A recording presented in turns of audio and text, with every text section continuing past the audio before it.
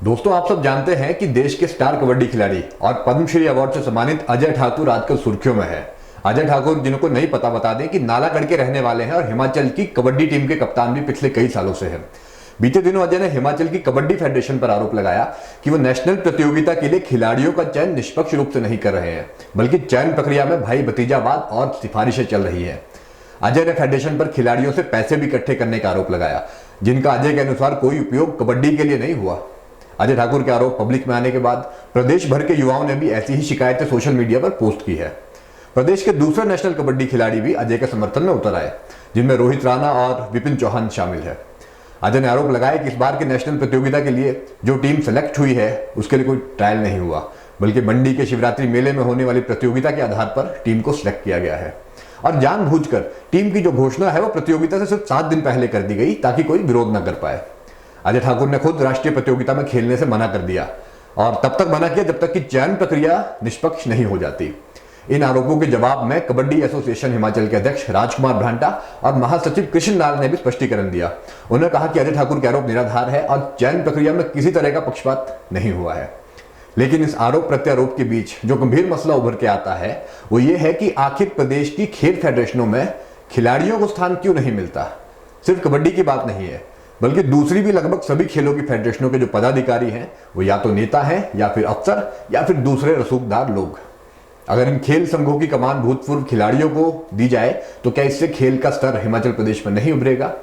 हिमाचल प्रदेश की पहाड़ियों पर फुटबॉल और हॉकी जैसे खेलों के बड़े ग्राउंड आसानी से उपलब्ध नहीं हो पाते। ऐसे में कबड्डी, खो खो और वॉलीबॉल जैसे खेलों में ही युवाओं को अच्छे भविष्य की उम्मीदें दिखाई पड़ती हैं। खासकर ग्रामीण पृष्ठभूमि से आए युवा कबड्डी और खो खो जैसे खेल ही खेलते हैं।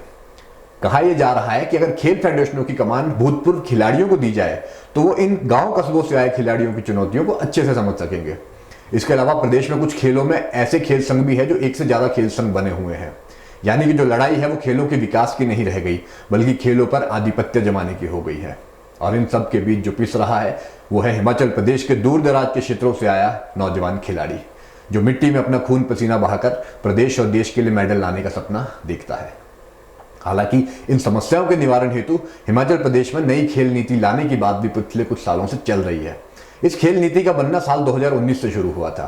जनवरी 2020 में खेल विभाग ने इसे अधिसूचित किया था और जनवरी 2022 में हिमाचल प्रदेश सरकार ने इसे लागू करने की मंजूरी भी दे दी है। इस नई खेल की नीति में कुछ बातें बहुत मजेदार है। ओलंपिक्स और दूसरे अंतर्राष्ट्रीय टूर्नामेंट्स में पदक जीतने वाले खिलाड़ियों को भारी इनामी राशि देने का प्रावधान है। सबसे बड़ी बात यह है कि इसमें राजनेताओं को खेल संघों से बाहर करने का भी प्रावधान है, जिसके बाद सिर्फ भूतपूर्व खिलाड़ी ही इन फेडरेशनों में पद ले पाएंगे। इसके अलावा एक खेल के लिए एक ही संघ बनाए जाने की बात है, जिससे खेलों में वर्चस्व की लड़ाई भी बंद हो सकेगी। जैसा कि हमने कहा कि अभी तक एक खेल में बहुत सारे खेल संघ भी कहीं कहीं स्थानों पर बने हुए हैं। कुल मिलाकर प्रदेश की नई खेल नीति को देखकर अपार संभावनाएं जगती हैं, लेकिन इसे जमीनी स्तर पर कितनी कुशलता से लागू किया जाएगा ये देखने वाली बात है। देखने वाली बात यह भी है कि खेल फेडरेशनों से राजनीति को बाहर निकाला जा सकेगा या नहीं, ताकि दोबारा अजय ठाकुर जैसे किसी और खिलाड़ी को विद्रोह का रास्ता ना अपनाना पड़े।